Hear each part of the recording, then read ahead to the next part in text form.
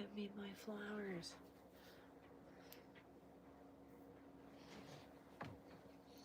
All right.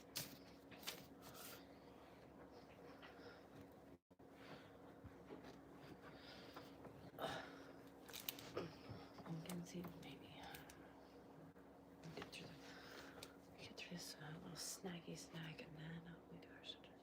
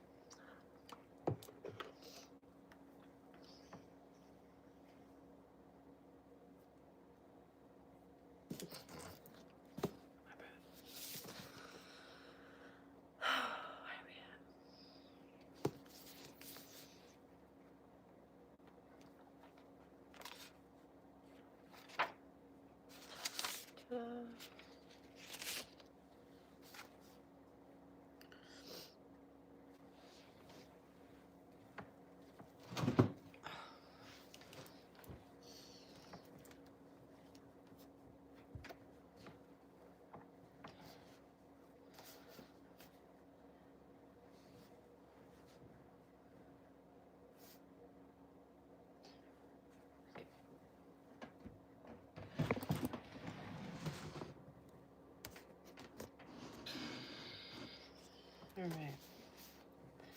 Some years later, psychologists at the University of California, Berkeley, investigated the sociological effects not of repression, a largely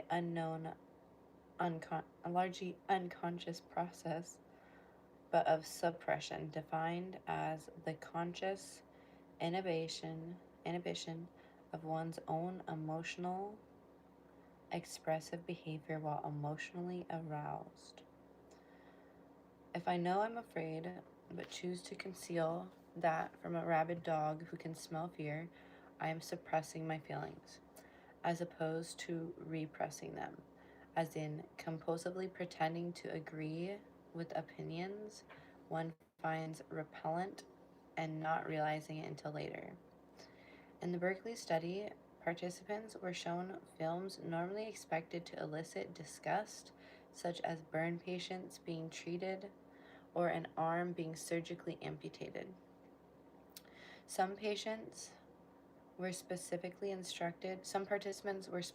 instructed not to reveal emotions when watching, while the control group was free to express emotion by means of facial or bodily movements. On a number of sociological measurements, the suppression group showed heightened activation of their sympathetic or fight or flight nervous system. In other words, a stress response.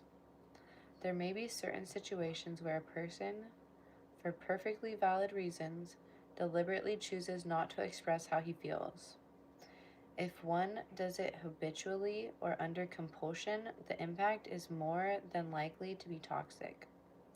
I have distilled my own list of the personality features most often present in people with chronic illness, as observed by myself and many others. They may remind you of some of the personal stories I've included thus far.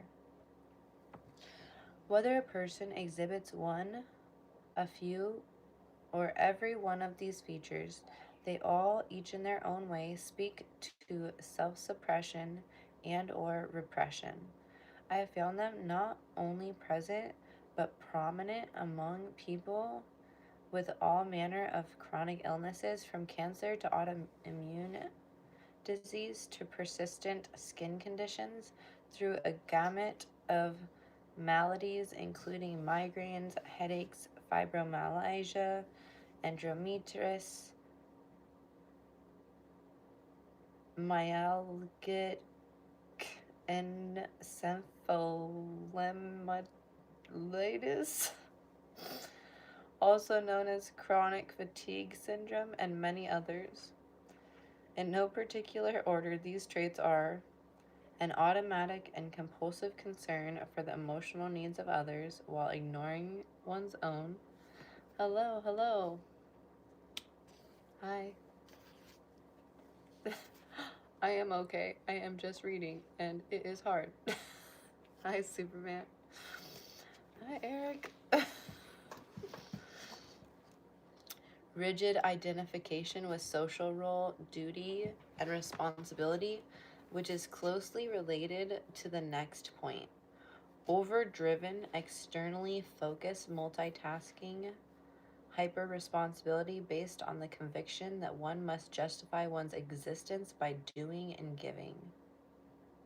Repression of healthy, self protective aggression and anger, and harboring and compulsively acting out two beliefs. I am responsible for how other people feel, and I must never disappoint anyone.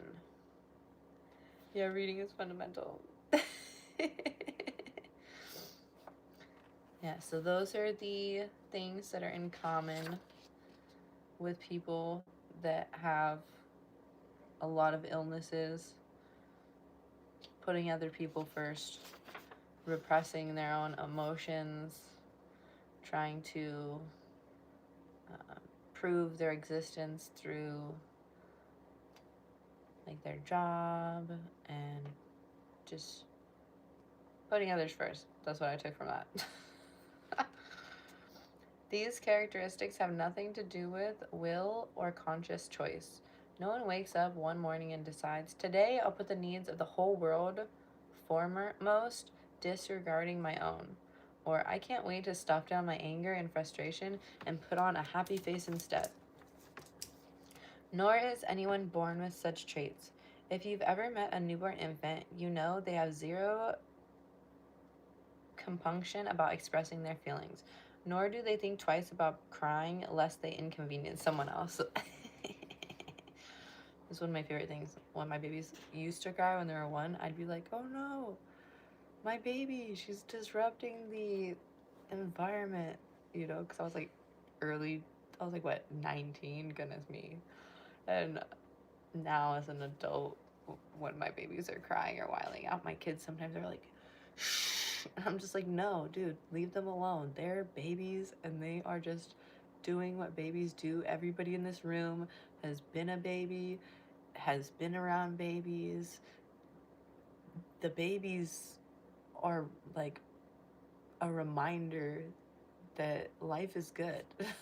So don't stifle the babies being babies. But I didn't have that when I was a teenager. I was like, no, make sure everybody else is good. The reasons these habits of personality, of personality, as we might call them, develop and grow to prominence in some people are both fascinating and sobering. At root, they are coping patterns, adaptations originally formed to preserve something essential and non negotiable. Why these features and their striking prevalence in the personalities of chronically ill people are so often overlooked or missed entirely goes to the heart of our theme. They are among the most normalized way of being in this culture. Normalized how? Largely by being regarded as admirable strengths rather than potential liabilities. These dangerously self-denying traits tend to fly under our radar because they are easily conflated with their healthy analogs: compassion, honor, diligence, loving, kindness, generosity, temperance,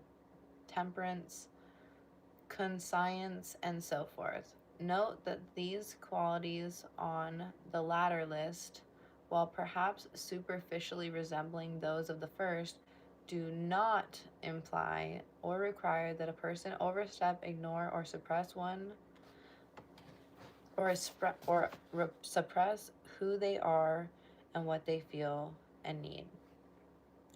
True compassion, for example, is an equal opportunity offering granted to others precisely because we know and honor what we ourselves feel. We might well admire someone who puts another's needs before their own in a crisis, or the leader of a struggle for the rights of many, but such sacrifices are undertaken in a conscious and time-bound manner, appropriate to the situation at hand, and with full awareness of the risks. I have a rather unusual habit when it comes to reading the newspaper. I've long been taken with reading obituaries in which friends and relatives pay homage to deceased loved ones. Oy, my goodness. I frequently note in these a certain poignant paradox. Composed with affection and sorrow, these moving tributes often reveal and unwittingly celebrate their dearly departed's self abnegating traits, without recognizing that these may have played a central role in the illness that ended the life being remembered. Sheesh.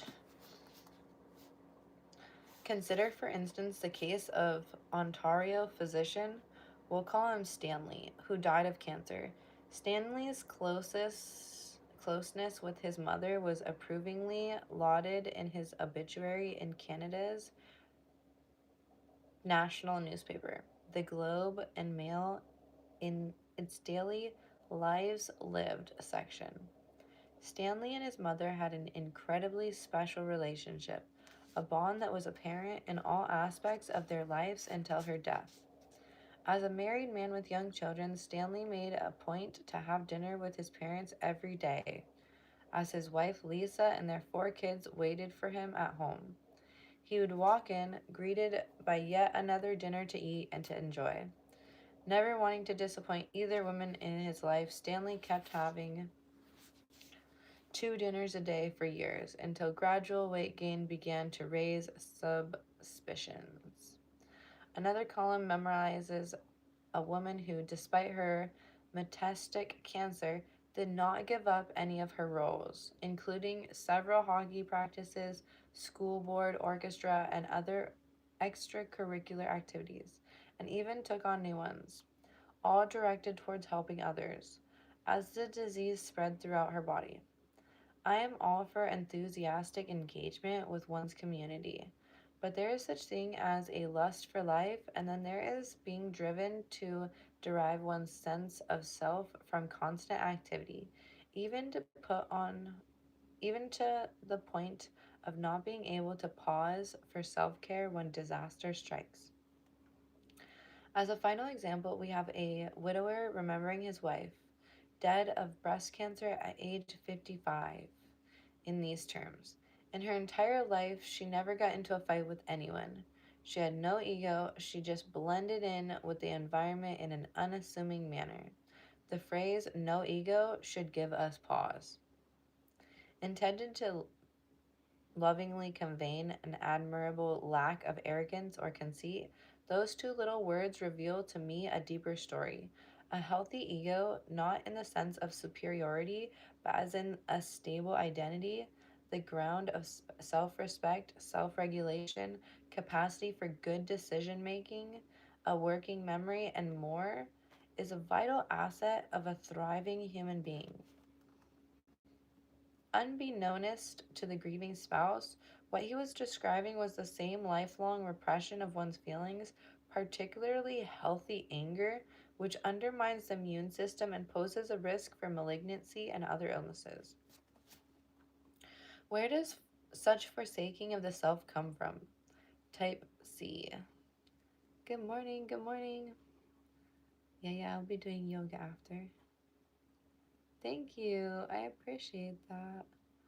Yeah, I'll be doing my stretching after. Um, I was breaking them up like live, but I think I'll just go from this. Good morning, Dodge. This probably straight into stretching, so all the bugaboos leave by the time I start stretching.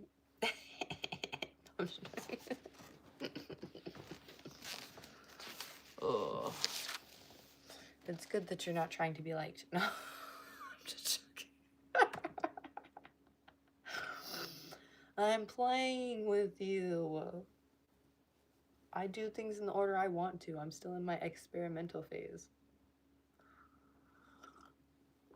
I think reading first will be good. Hey, hi, what's up, birthday girl? I think reading first is maybe a good idea, so I'm not falling asleep immediately.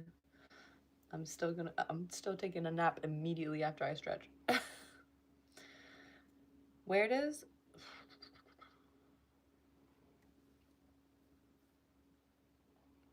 Type C, Lydia Temoshik pointed out, is not a personality, but rather a behavioral pattern that can be modified. I completely agree with her point of view. Precisely because no one is born with such traits ingrained, we can unlearn them. That's a pathway toward healing, not an easy road by any means, and one we will take up later in detail. But first, let's see if we can trace the origins of these patterns. A reoccurring theme, maybe the core theme, in every talk or workshop I give is the inescapable tension, and for most of us, an eventual clash between two essential needs: attachment and authenticity. Ooh, you know I like those words. This clash is ground zero for the most widespread form of trauma in our society, namely the small t trauma expressed in a disconnection from the self, even in the absence of abuse or overwhelming threat. This clash is ground zero for the most widespread form of trauma in our society, namely the small t trauma expressed in a disconnection from the self, even in the absence of abuse or overwhelming threat.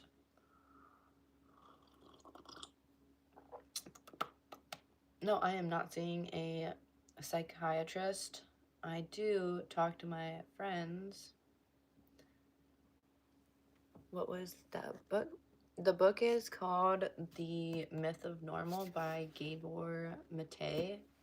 Um, Basically, like right now, he's saying uh, one of the most common themes in all of the people with chronic illnesses, from like breast cancer to inflammation to skin diseases, um, has to do with two needs coming into play: attachment and authenticity. So people will give up their authenticity very early on in life, as a child, um, stifle their emotions, suppress their emotions to win favor in their, cohort of their parents or whoever's raising them, which causes a disconnect from themselves and the inability to protect themselves because their immune systems is suppressed.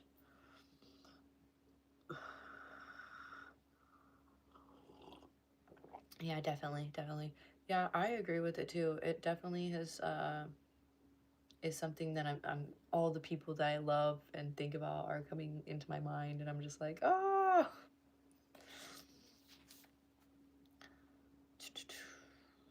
Attachment, as defined by my colleague and previous co-author, the psychologist Dr. Gordon Neufeld, is the drive for closeness, proximity to others in not only the physical but the emotional sense as well.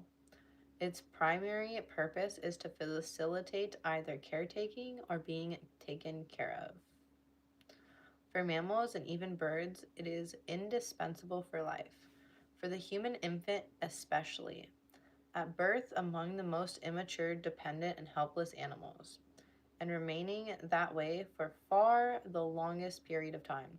The need for attachment is mandatory. Without reliable adults moved to take care of us, and without our impulse to be close to these caregivers, we simply could not survive, not for a day.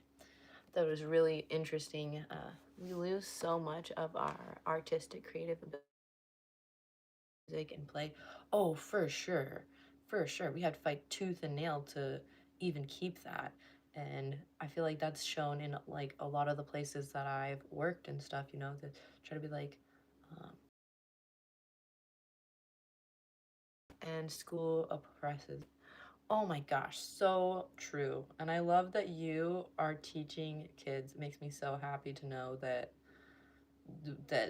teachers, there's some teachers out there that also agree. School tells us to sit still and be quiet and don't question. Amen. Yeah, and I definitely talk to my kids like against that. I teach through play. Yeah, yeah. And that's like the best way to teach is through play. Immunosuppression is so common. Prednisolone is the main treatment. I'm not sure what that big word is. I had to look it up. Kids can't sit still. They can't sit still and they weren't made to, you know? And it's like, man. And I was watching watching something. Yeah, it's against their nature. Exactly. I was watching something recently about attachment, and it had two children, and they were doing a two children with two parents, and they put them in a room, and they asked the parent to play with the child and then to leave.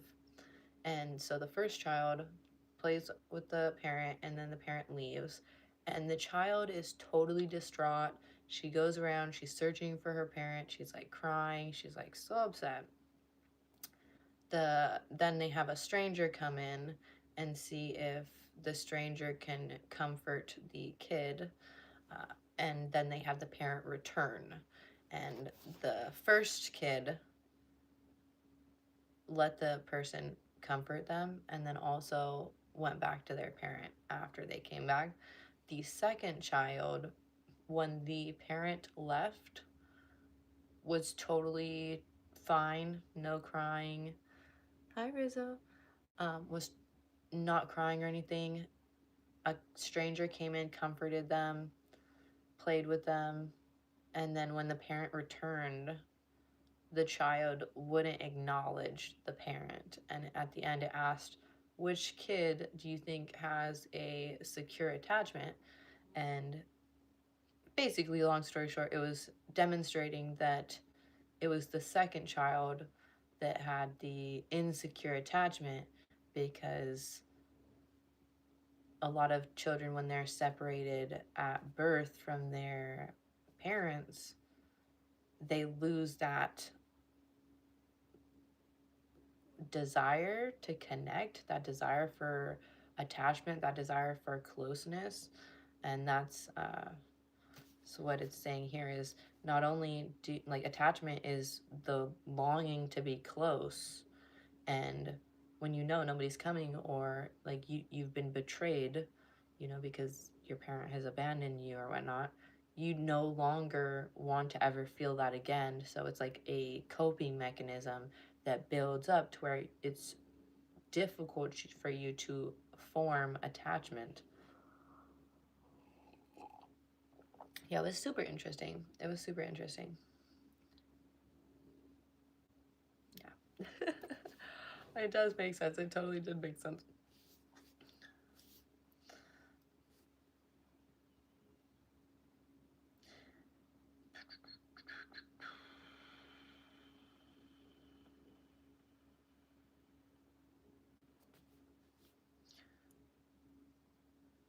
As we'll see in the next chapter, we each arrive in the world expecting attachment, just as our lungs expect oxygen. Hardwired into our brains, our drive for attachment is mediated by vast and complex neural circuits governing and promoting behaviors designed to keep us close to those without whom we cannot live. For many people, these attachment circuits powerfully override the ones that grant us rationality, objective decision making, or conscious will, a fact that explains much about our behavior across multiple realms. In infancy, our dependence is an obligatory and long haul proposition. Everything from crying to cuteness, two unignorable cues babies transmit, is an inbuilt behavior tailored by nature to keep our caregivers giving and caring. But the need for attachment does not expire once we're out of diapers. It continues to motivate us throughout our lifespan.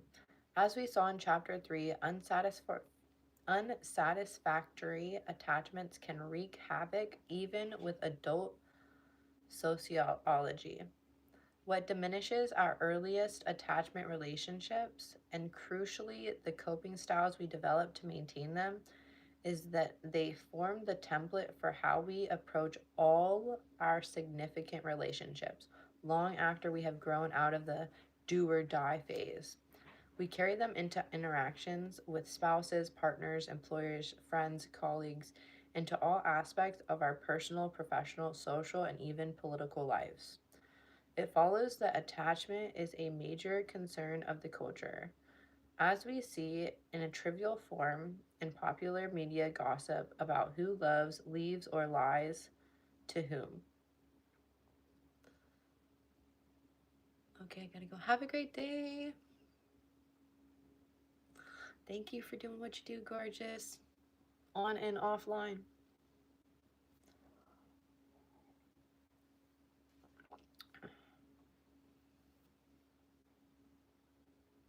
Attachment, along with attachment frustrations, as in the satisfaction that we, along with Mick Jagger, can't get none of.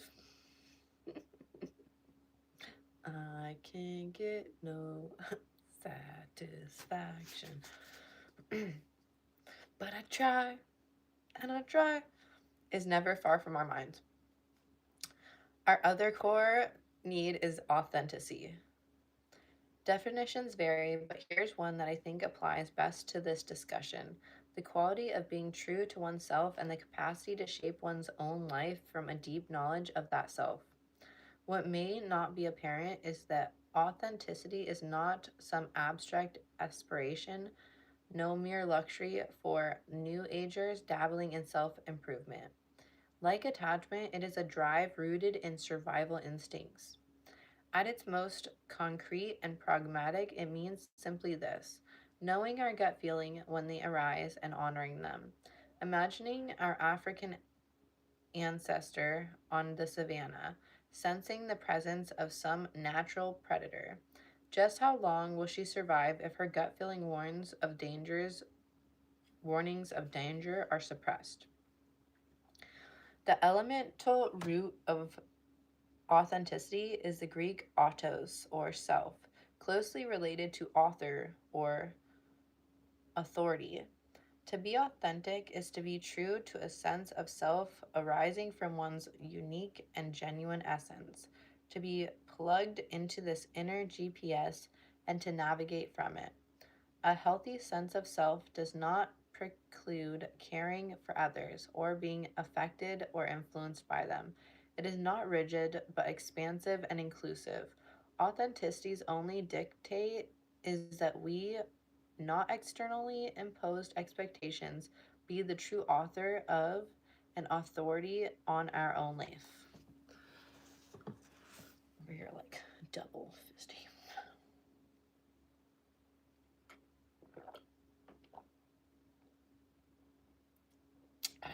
This one is water with electrolytes and creatine.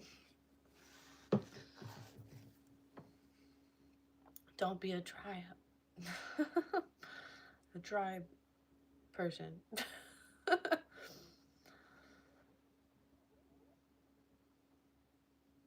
The seed of woe does not lie in our having those two needs, but in the fact that life too often orchestrates a face off between them. The dilemma is this: what happens if our need for attachment are imperiled by our authenticity, our connection to what we truly feel?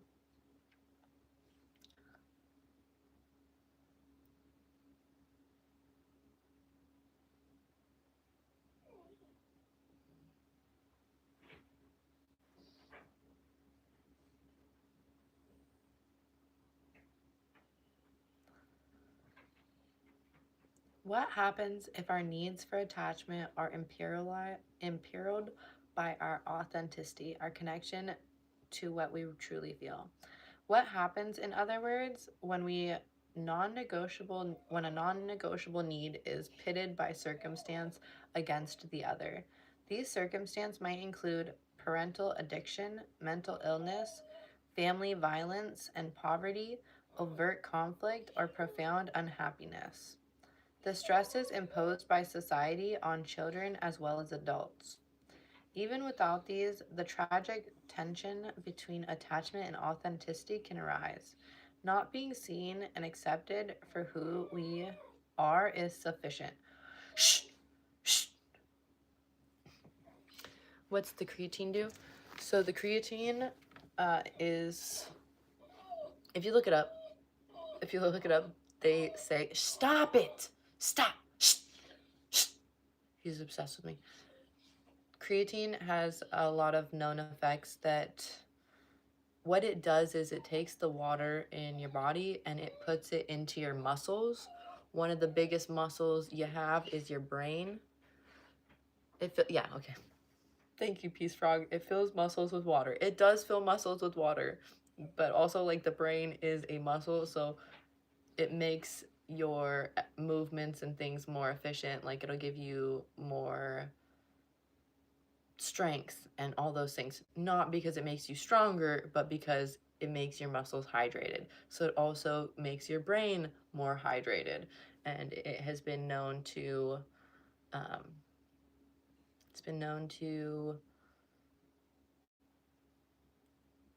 scientists say that it helps prevent dementia and things like that.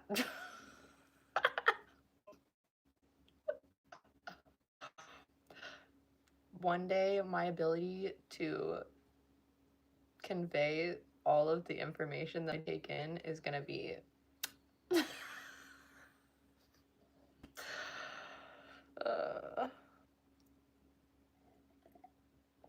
have you noticed any significant difference? You have to stay consistent taking it. I have not noticed specific. I have not noticed, but I also miss like a day here and there. Same thing with the silly beef tallow or these silly vitamins. I can't say that I recognize the difference, but we will see. I do want to like start trying to track that. After a few months, you notice differences. Yes, so that's what I hear. After a few months, you notice differences. So I would have to stick with anything for more than a few months. I usually stick with things for a very short amount of time and then move on to the next thing. So I'm really excited to get into my era of consistency where I don't move on like nobody's business, because that is my thing, to move on like nobody's business. All right.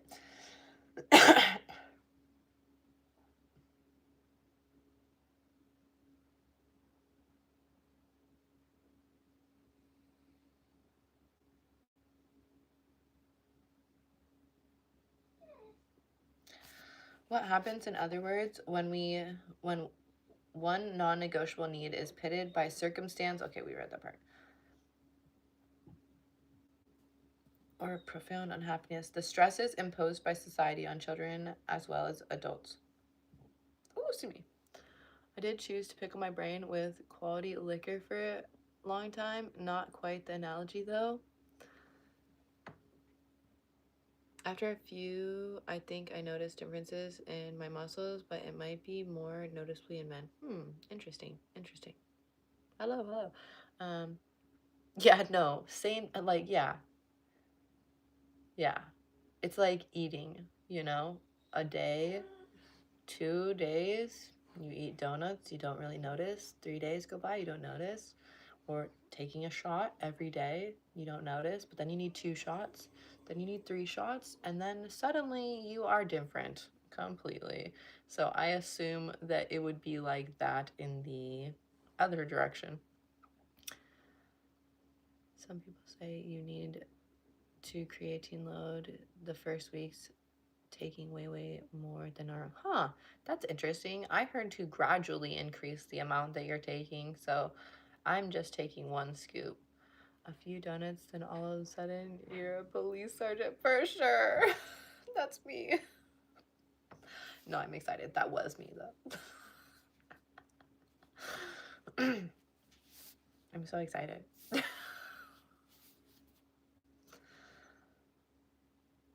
Even without these, the tragic tension between attachment and authenticity can arise. Not being seen and accepted for who we are is sufficient. Yeah, not being seen and accepted for who we are is sufficient. I think that I've battled with that for the majority of my life, is having to choose between authenticity or attachment. And as I've grown older, I definitely have a higher need for authenticity. Like, I have to say how I feel. I have to be able to communicate to you. If I feel like there's something between us that I haven't communicated, I will communicate it before, worrying about if I communicate, if that's going to risk the attachment or like drive somebody away. No, aging doesn't equal coping. It means finding out what your actual needs are and deciding like this is most important. So I prefer stop drinking and smoking and gained 30 pounds. What? Stopped drinking and smoking and gained 30 pounds. You stopped drinking and smoking and gained 30 pounds? Interesting. Hmm.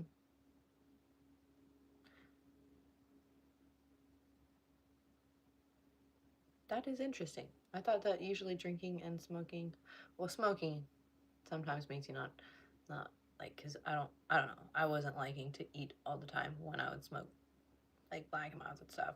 But when I would smoke other things, I would definitely eat. Yep, gave up all that fun stuff. Yep, same. Cheers. It was never really fun. It was never really fun. To me, it felt more like somebody spinning you in a circle 100,000 times and then going, walk on this line. That's how I felt. You're like, look, I'm doing it. You're totally not doing it, dude. Totally not doing it. Uh, Children often receive the message that certain parts of them are acceptable while others are not. A dichotomy, a dichotomy that, if internalized, leads inevitably to a split in one's sense of self. The statement, good children don't yell, spoken with annoyance, carries an unintended but most effective threat. Angry children don't get loved. Being nice, read, buries one's anger, and working to be acceptable to the parent may become a child's way of survival. Or a child may internalize the idea that I'm lovable only when I'm doing things well, setting herself up for a life of perfectionism and rigid role identification, cut off from the vulnerable part of herself that needs to know there is room to fail or even to just be unspectacularly ordinary and still get the love she needs.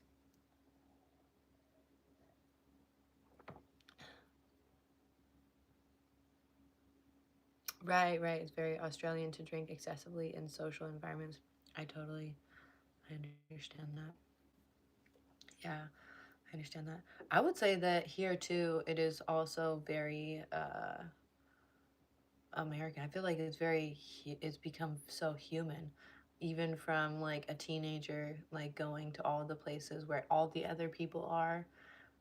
At least in the circles that I guess I was um, invited into, that was like the norm, and I would just feel like so out of place until I did start doing those things. And I do think it was more so as a way of uh, growing attachment in those places, and it did not work. There was no genuine attachment because I started drinking or smoking those things. It was all a facade, and I think that all of those people that I was trying to be like closer with in those social settings, I would venture out to say that they also were not genuinely attached, and it came a reoccurring theme, people sharing those things with me about how they don't feel actually connected to the group and things like that, which would make sense because how could you actually be connected to anyone if you aren't even connected to yourself, because you are doing these things to gain this attachment, but you're not attached to yourself. You've created this split that they're talking about in yourself to cope. I was allowed to drink in pubs here at 17. Woof. I was in clubs and not the ones with clothes before I even was in my double digits. So, not personally doing things, but just like, brought around those places. You get special treatment in grown places when you're around certain grown-ups.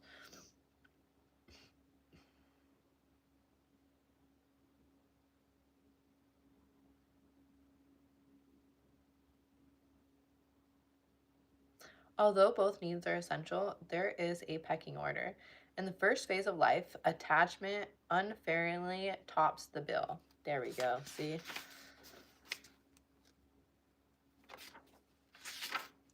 So when the two come into conflict in a child's life, the outcome is well nigh predetermined. If the choice is between hiding my feelings, even from myself, and getting the basic care I need, and being myself and going without, I am going to pick the first option every single time. Thus, our real selves are leveraged bit by bit in the tragic transaction where we secure our physical or emotional survival by relinquishing who we are and how we feel. The fact that we don't consciously choose such coping mechanisms makes them all the more tenacious. We cannot will them away when they no longer serve us precisely because we have no memory of them not being there, no notion of ourselves without them. Like wallpaper, they blend into the background. They are our new normal, our literal second nature, as distinct from our original or authentic nature. As these patterns get wired into our nervous system, the perceived need to be what the world demands becomes entangled with our sense of who we are and how we seek love.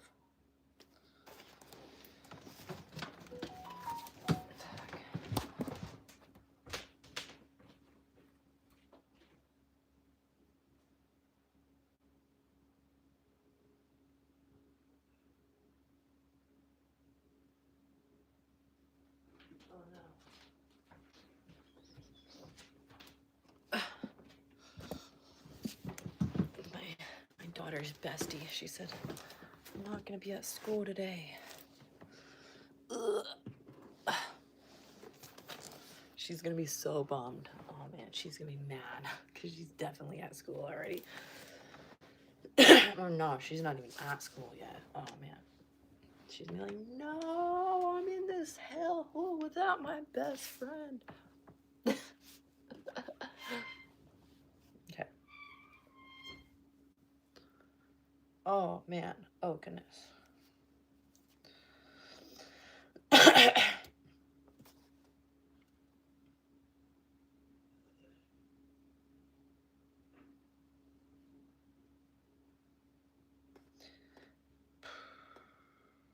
As these patterns get wired into our nervous system, the perceived need to be what the world demands becomes entangled with our sense of who we are and how to seek the love.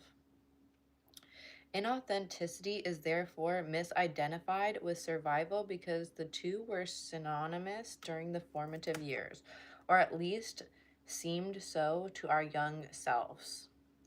Here we see the perilous downside of our much vaunted and wondrous capacity to adapt to diverse and challenging circumstances.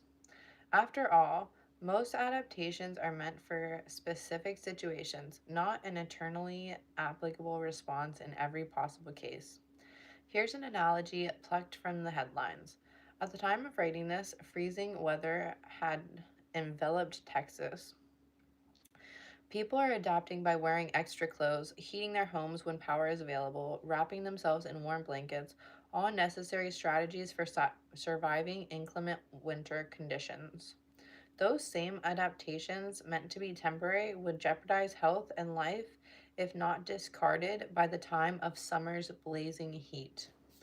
The internal adaptations we make to our own personalities in order to survive adversity early in life carry the same risks as conditions shift, but we are far less wise to the danger. No matter how the weather changes, the protective gear, welded as it is onto the personality, never comes off. Hello. It is sobering to realize that many of the personality traits we have come to believe are us, perhaps even take pride in, actually bearing the scars of where we lost connections to ourselves way back when. The sources of these scars are often evident in their shape, so to speak. In many cases, specific traits can be traced to particular kinds of wounding. For example, if we don't receive the agenda free, unconditional attention we all require, one way to guard against that deprivation is to become concerned with physical attractiveness or other attention getting attributes or accomplishments. What's up, Trey? The sources of these scars are most often evident in their shape, so to speak. In many cases, specific traits can be traced to particular kinds of wounding. For example, if we don't receive the agenda free, unconditional attention we all require, one way to guard against that deprivation is to become concerned with physical attractiveness or other attention getting attributes or accomplishments. A child who does not experience himself as consistently and unconditionally lovable may well grow to be preternaturally likable or charming, as with many a politician or media personality. Someone who is not valued or recognized for who she is early in life may develop an outsized appetite for status or wealth. If we are not made to feel important for just who we are, we may seek significance by becoming compulsive helpers.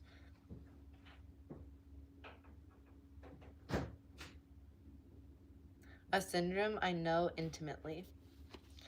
And here's the final part of the disappearing act, as mentioned in our culture.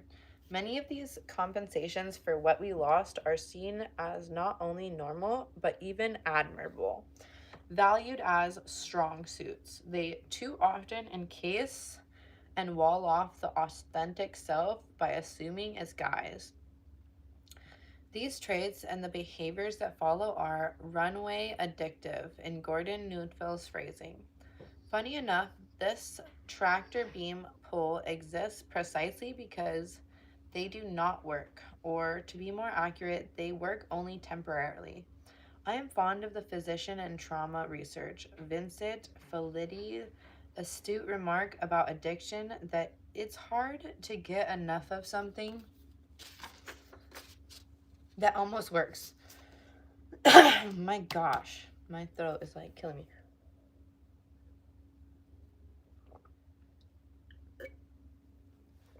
Hello. Much like the rush, an addict experiences immediately after using, the relief we buy with our compensatory pseudo strength does not last. We crave more and more, and again and again.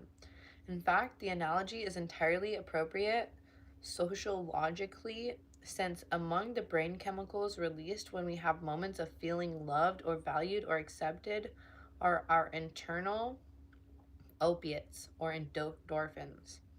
And just as an opiate like heroin does not satiate, so the temporary endorphin hit of valuation or appreciation or approval or success cannot possibly resolve the ache in the soul. So if you do something nice for someone and it might feel good for a second, but if it didn't come from a genuinely authentic place, that goes away. And then you're like, oh man, why'd I do that? Or you're like, I need to do that again so I feel so great. We are compelled to preserve in seeking those external sources of fleeting relief, only to have to replenish them once the thrill is gone. Hence the seeming sturdiness of the personality. We keep experiencing the same emotions and associated body states, and we persist in performing the same behaviors. But it is closer to the truth to think of the personality as a reoccurring phenomenon than a fixed or permanent one. Much like the way individual movie frames projected at rapid speed create the optical illusion of a single continuous narrative. For most of us, it may require a crisis of some kind before we question the veracity and solidarity of the self concept we act from, before it even occurs to us that it might conceal something truer about us. Such crisis might take the form of some relational catastrophe, such as a divorce or near divorce, a, de- a debilitating addiction that disrupts our functioning such that we can no longer ignore or tolerate it, the midlife bewilderment that may befog our 40s or 50s, a sudden depression that ensnares us as we go along what we thought was our merry way, or a medical affliction such as Anita Morjani endured. All these can and often seem uncannily as if they were designed to point towards the need for a fundamental reassessment of who we think we are. Strikingly, in her private musings, Susan Sontag unwittingly pinpointed the emotional dynamics for which her cancer stood as a perfect metaphor. I'm being wasted by self-pity and self-content, she wrote in her journal. Cancer, of course, is a wasting disease. It devastates the body from the inside. She also located the source of her self-loathing in her anguished childhood. Everyone who has had a bad childhood is angry. I must have felt angry at first, early, then I did something with it. Turned it into what? Self-hatred. Eerily, Sontag touched upon the forbidden link just after the original diagnosis with breast cancer in 1971. Some 8 years before she wrote Illness as Metaphor, the first thing I thought was, what did I do to deserve this? I've led the wrong life. I've been too repressed. The word wrong there is a delicate thing, of course, resting very much on the spirit in which it is used. Sontag did not lead an incorrect life. That would be a harsh and blaming view. But neither the word implies did she get to live a life she might have wanted for herself. Rereading Illness as Metaphor now, knowing what I know, I am saddened. Sontag spurned the connection between emotion, personality, and illness more forcefully and articulately than anyone, and two, with bitter and unintended irony. The life and death of this powerful thinker, etched with tragedy, has much to tell us. Abandoned as an infant by her mother and deserted again a few years later after a brief reunion, Sontag learned early to repress her rage. I've always made excuses for her. I've never allowed my anger, my outrage. As an adult, she reported herself, seething with resentment, but I dare not show it. Profoundly neglected, ignored, unperceived as a child, she compensated by developing character features that promoted her success in the world. One of the healthiest things about me, my capacity to take it, to survive, to bounce back, to do, to prosper, is intimately connected with my biggest neurotic liability. My facility in disconnecting from my feelings. When a small child, I felt abandoned and unloved. My response to this was to want to be very good.